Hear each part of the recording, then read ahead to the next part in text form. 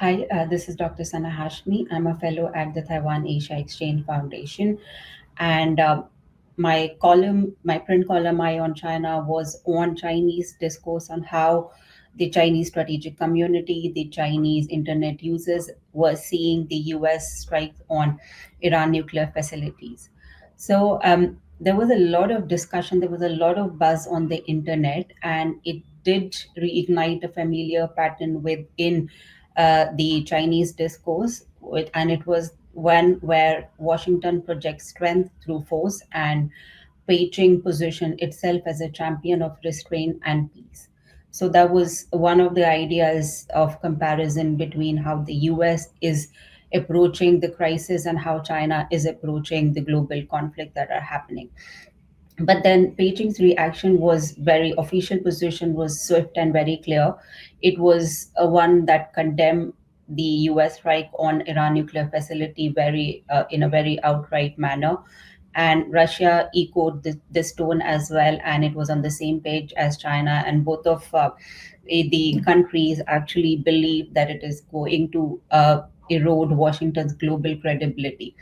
And on platforms like Weibo, public discourse converge around a strong narrative that here in this situation, America and Israel are seen as aggressors, and Iran is depicted as morally justified in its defiance. So the discussion, the leaning is absolutely very clearly towards Iran. And of course, the whenever there is an issue, there is a lot of critique on Washington's approach, and so I think this is very much on the similar lines. And of course, with respect to how Chinese strategic community and Chinese internet users have been seeing multiple ongoing crises, and how Washington approach has been criticized widely within the Chinese internet and discourse. And Chinese commentators interpret Trump's action as both reckless as well as counterproductive. And rather than strategic containment, they see escalation for its own sake.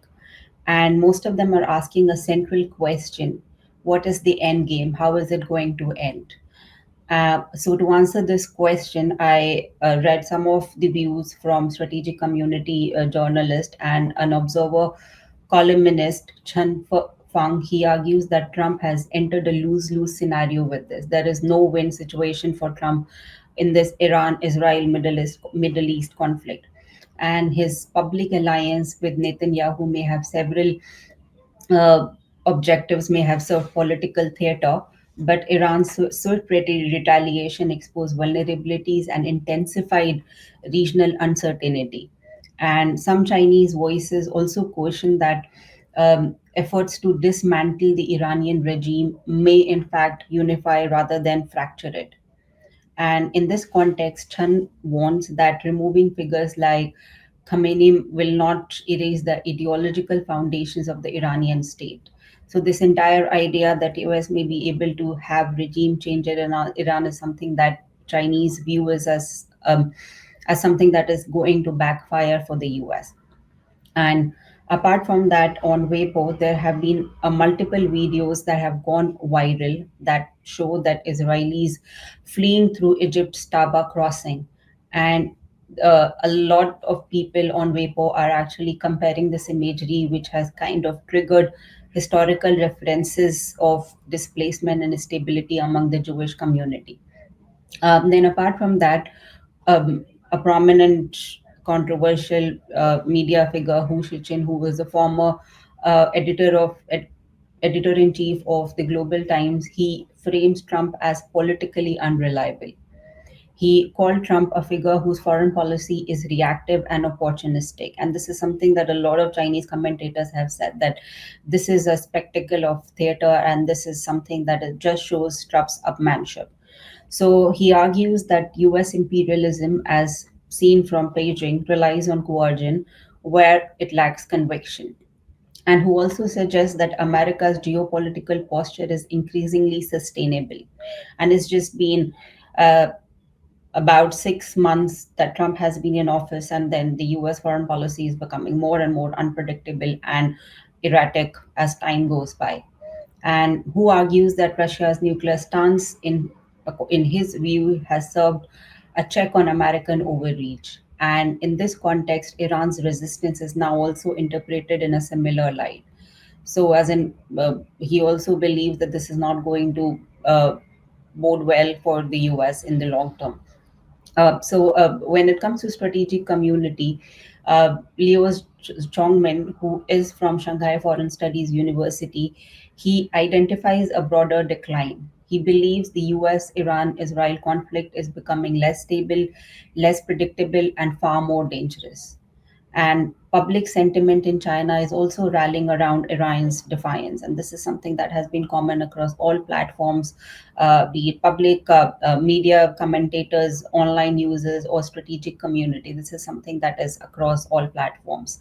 And on Weibo, hashtags such as Iran is on fire have garnered over a billion views. And a common refrain is emerging that Iran is actually setting an example for the world, and how it is actually standing up to unilateralism is something that the world has to watch.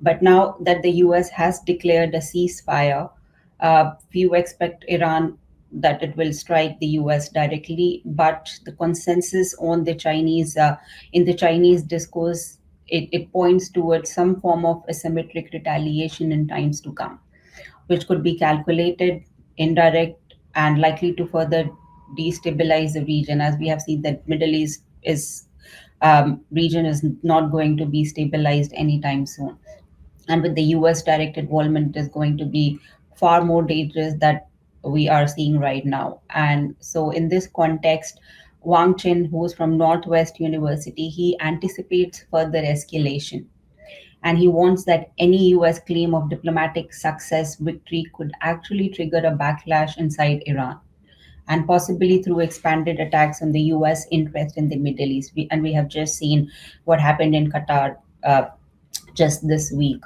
So this is something that Chinese strategic community is actually seeing happen more in times to come. And in this climate, in this environment, some Chinese commentators have also floated the idea of a new strategic bloc. And the strategic triangle could be between China, Russia, and Iran. So this is an axis, a new form of axis that a lot of Chinese scholars who are and commentators who are talking in favor of Iran are actually advocating for to primarily to counterbalance perceived US hegemony in the region as well as globally. And indeed, for China, Iran is more than just a regional actor. China does have a lot of strategic economic interest in Iran and in the Middle East. It is a Belt and Road Initiative partner. It is a member in the Shanghai Cooperation Organization. And also, it is seen as a civilizational state with substantial resources and a strategic depth. And of course, it is an adversary, a hostile state to the US. So this is also one of the important interest utilities of Iran for China. But despite such interest and despite such open support for Iran, what we see is that China's approach with respect to the conflict, with respect to Iran, still remains calibrated. And as said by Niu Shinchon, who is a scholar who points out Chinese investment in Iran, particularly in engineering and technology domain, he believes that such investment are being exposed now. And another scholar, uh, Zhou Shichang, he also notes that Beijing is active in diplomacy, is absolutely taking a very calm, recalibrated role, but at the same time cautious about any direct involvement. So the strategy is very clear from the Chinese side, and the consensus is very much that China has to condemn aggression that is emanating from the US and Israel. It has to promote ceasefire. It has to advocate for a dialogue and peaceful resolution of the dispute. It has to uphold multilateralism, but at the same time, it has to avoid being entangled in the ongoing conflict. It is just not in the interest of China. And in this emerging narrative, as tensions in the Middle East escalate, and it is going to escalate further, China casts itself as a peacemaker. It casts itself as a rational actor that is committed to stability and committed to peace in the Middle East.